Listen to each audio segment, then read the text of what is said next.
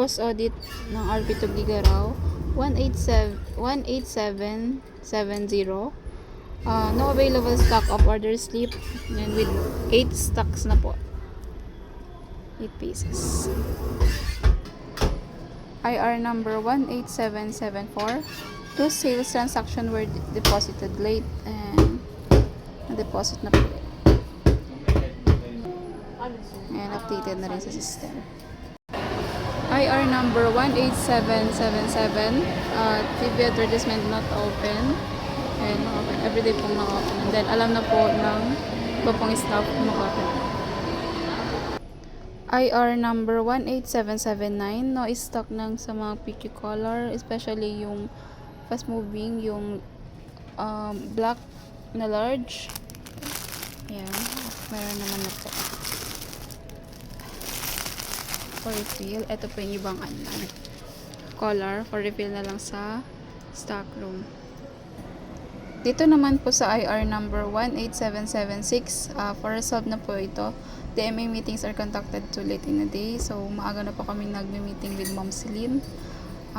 Nakausap na rin po ni Ma'am Celine si Ma'am Terry po for resolved.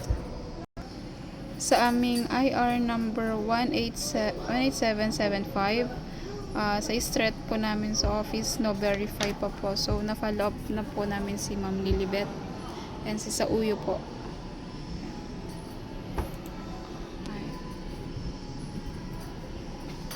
Then, for follow up and for attach na lang po ako sa IR pag meron na pong verify.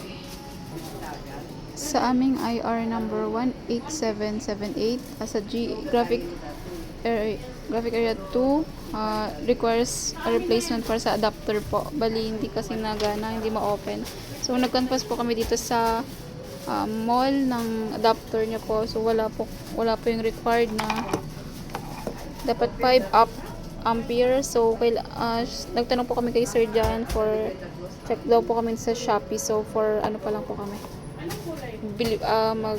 Ano pa lang po. At bibili pa lang po. Dito naman po sa IR number 16933, yung legal permits po ng sanitary for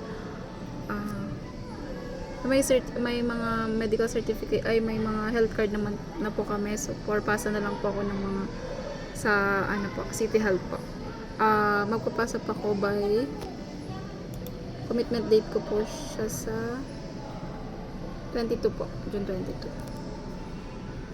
Lang po, thank you.